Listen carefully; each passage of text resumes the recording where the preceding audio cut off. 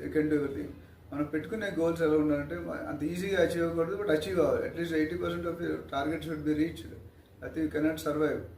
ఎందుకంటే అది లేకపోతే మాత్రం చాలా ఇబ్బంది పడతారు. సో బేబీ స్టెప్ నేను చూసింది ఏంటంటే 10x ఒకటి.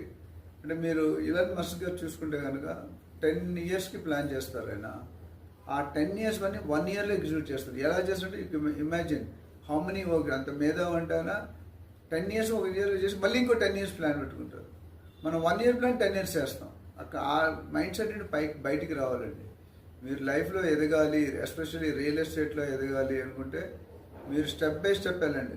ఇప్పుడు చాలామంది ఏం చేస్తారంటే 1, 2, 3 డీల్ చేయగానే కంపెనీలు పెట్టేస్తున్నారు. నేను వేలు డీల్ చేసా కూడా ఇప్పుడు ఈ మధ్యలో పెట్టగానే అంతమంది 30 years కంపెనీయే పెట్టలేదు. ఎందుకంటే బయట నుండి మన ఎండీ బాధలు తెలియదు. ఎండీ గారు ఏసీ రూమ్లో కూర్చున్నారు, చైర్మన్ ఏసీ రూమ్లో అనుకుంటారు. బట్ వాళ్ళకున్న కష్టాలు వాళ్ళకుంటే మనకు చెప్పరు. మనం చెప్తాం, వాళ్ళు చెప్పరు. కాబట్టి